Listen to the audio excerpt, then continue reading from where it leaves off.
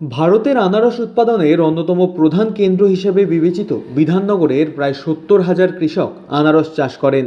দার্জিলিং জেলার বিধাননগরকে এক কথায় আনারস হাব বলা হয়। শুধু তাই নয়, বিধাননগরকে দার্জিলিং জেলার গেটওয়েও বলা হয়। তবে উন্নয়নের আশায় ধুঁকছে আনারস চাষিরা। কোটি টাকার আনারস ডেভেলপমেন্ট সেন্টার বর্তমানে পরিত্যক্ত জঞ্জাল। কোটি কোটি টাকা খরচ করে শিলিগুড়ি মহকুমার অন্তর্গত বিধাননগরে তৈরি করা হয়েছিল আনারস development centre. Siliguri Jalpaiguri development অথরিটির পক্ষ থেকে প্রায় 17,000 কোটি টাকা ব্যয় করে তৈরি করা হয়েছিল এই আনারস ডেভেলপমেন্ট সেন্টারটি। এরপর বছরের পর বছর কেটে গেলেও এই সেন্টারটি আজ অবধি চালু হয়নি। অভিযোগ, প্রথমে বাম জামানা এবং পরে তৃণমূল কংগ্রেস ক্ষমতায় আসার পর দুবার ঘটা করে এই আনারস ডেভেলপমেন্ট সেন্টার উদ্বোধন করা হয়। তবে এই উদ্বোধন করাই সার, উন্নয়ন তো পরের কথা। এখনও পর্যন্ত বন্ধ হয়েই পড়ে রয়েছে এই সেন্টারটি। এটি হলো উত্তরবঙ্গের একমাত্র আনারস ডেভেলপমেন্ট সেন্টার, অথচ সেই জায়গাতেই কোথাও জঙ্গল গজিয়ে উঠেছে, আবার কোথাও দেওয়াল ভেঙে পড়ছে। কোটি কোটি টাকা খরচ করে তৈরি করা হয়েছিল কোল্ড স্টোরেজ। সম্ভবত উত্তরবঙ্গের মধ্যে সবথেকে বড় কোল্ড স্টোরেজ ছিল এটি। এই প্রসঙ্গে আনারস চাষি মিন্টু মজুমদার বলেন, আনারসের জন্য দেশব্যাপী পরিচিতি রয়েছে এই এলাকার। তবে সেই জায়গায় দাঁড়িয়ে আনারস চাষ এবং ব্যবসা বাণিজ্যে উন্নতির জন্য তৈরি বিধাননগরের এই সেন্টার আজ শুধুমাত্র একটি শোপিস। সেখানে পড়ে থেকে নষ্ট হচ্ছে শীততাপ নিয়ন্ত্রিত নতুন একটি গাড়ি। 96টি স্টল বিশিষ্ট এই সেন্টারে সমস্তটাই চালু হওয়ার কথা থাকলেও আজ অবধি তা বন্ধ। এই নিয়ে ক্ষোভ রয়েছে আনারস চাষি থেকে শুরু করে ব্যবসায়ীদের মধ্যে। সব কিছুর মাঝে মানুষ চাইছেন সেটি অবিলম্বে চালু করা হোক।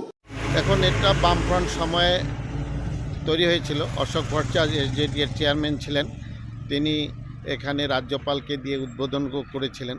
পরবর্তী সময়ে 2011 সালে যখন সরকার পরিবর্তন হয়, তখন রুদ্রনাথ ভট্টাচার্য এসডিএ চেয়ারম্যান হয়েছিলেন। তিনিও এখানে ঘটা করে আনারস চাষিদেরকে নিয়ে বিপুল পরিমাণে অর্থ খরচ করে একটা অনুষ্ঠান করেছিলেন উদ্বোধন করবেন বলে, কিন্তু সেখানেই অনুষ্ঠান করার পরে আর উদ্বোধন হয়নি। এবং বহুবার ওনারা ঠিক করেছেন উদ্বোধন করবেন, কৃষকদের নিয়ে মিটিং ডেকেছিলেন, কিন্তু যখনই এসডিএটি থেকে মিটিং ডাকা হয় উদ্বোধন এটা চালু করার ব্যাপারে, ঠিক মিটিংয়ের 1 ঘন্টা 2 ঘন্টা আগে আবার সেটা মিটিংটা ক্যান্সেল করে।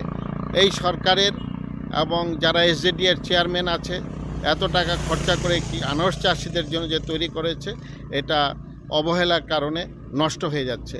এবং সেখানে দেখবেন একটা কোল্ড স্টোরেজ আছে, সেটা নষ্ট হয়ে গেছে। একটা নতুন গাড়ি রাখা আছে, গাড়িটা পচেই গেছে।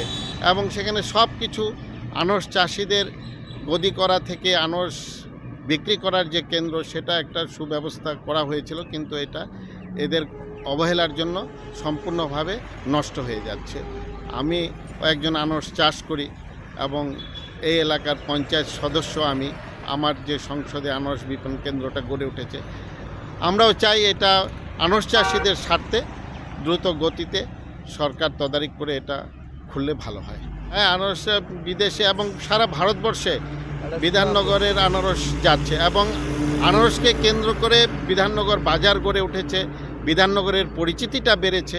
কিন্তু সরকারের উদাসীনতার জন্য আজকে এই আনারস বিপণন কেন্দ্রটা ধ্বংসের পথে।